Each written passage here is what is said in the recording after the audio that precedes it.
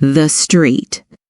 If I had been astonished at first catching a glimpse of so outlandish an individual as Pequod circulating among the polite society of a civilized town, that astonishment soon departed upon taking my first daylight stroll through the streets of New Bedford.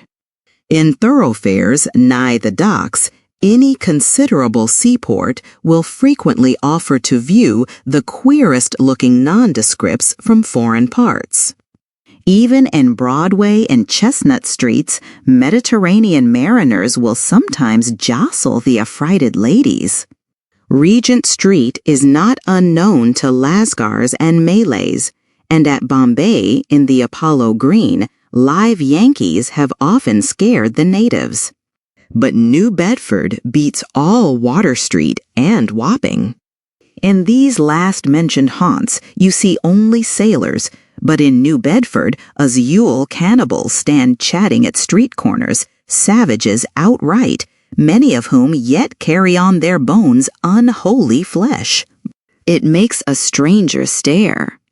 But besides the Fijians, Tonga-Tabuars, Aromongoans, Penangians, and Bridgians, and besides the wild specimens of the whaling craft which unheeded reel about the streets, you will see other sights still more curious, certainly more comical. Here weekly arrive in this town scores of green Vermonters and New Hampshire men, all athirst for gain and glory in the fishery. They are mostly young, of stalwart frames, fellows who have felled forests, and now seek to drop the axe and snatch the whale lance. Many are as green as the green mountains whence they came. In some things you would think them but a few hours old. Look there, that chap strutting round the corner. He wears a beaver hat and swallow-tailed coat, girdled with a sailor belt and sheath knife. Here comes another with a sou'wester and a bombazine cloak.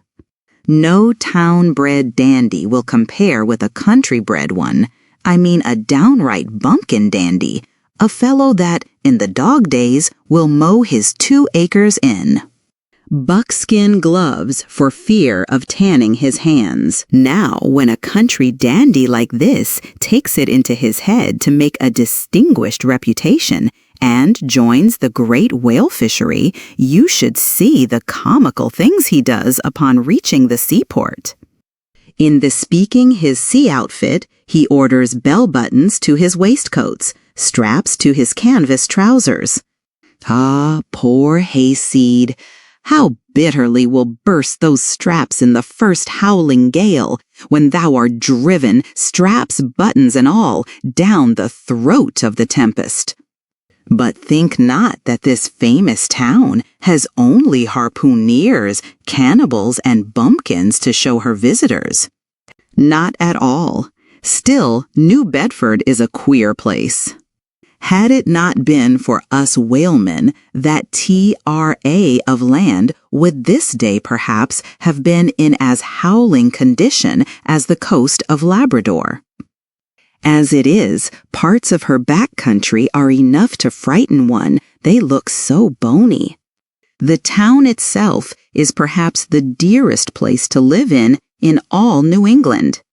It is a land of oil, true enough, but not like Canaan, a land also of corn and wine.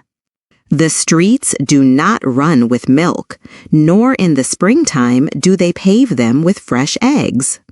Yet, in spite of this, nowhere in all America will you find more patrician-like houses, parks and gardens more opulent than in New Bedford. Whence came they? How planted upon this once scraggy scoria of a country? Go and gaze upon the iron emblematical harpoons round yonder lofty mansion, and your question will be answered. Yes, all these brave houses and flowery gardens came from the Atlantic, Pacific, and Indian Oceans. One and all, they were harpooned and dragged up hither from the bottom of the sea. Can her Alexander perform a feat like that? In New Bedford, fathers, they say, give whales for dowers to their daughters and portion off their nieces with a few porpoises apiece. You must go to New Bedford to see a brilliant wedding, for, they say, they have reservoirs of oil in every house, and every night recklessly burn their lengths in spermaceti candles. In summertime, the town is sweet to see, full of fine maples, long avenues of green and gold. And in August, high in air, the beautiful and bountiful horse chestnuts, candelabra-wise, proffer the passerby their tapering upright cones of congregated blossoms. So omnipotent is art, which in many a district of New Bedford has superinduced bright terraces of flowers upon the barren refuse rocks thrown aside at creation's final day. And the women of New Bedford, they bloom like their own red roses. But roses only bloom in summer, whereas the fine carnation of their cheeks is perennial as sunlight in the seventh heavens. Elsewhere, match that bloom of theirs. Ye cannot, save in Salem, where they tell me the young girls breathe such musk, their sailor sweethearts smell them miles offshore, as though they were drawing nigh the odorous Moluccas instead of the puritanic sands.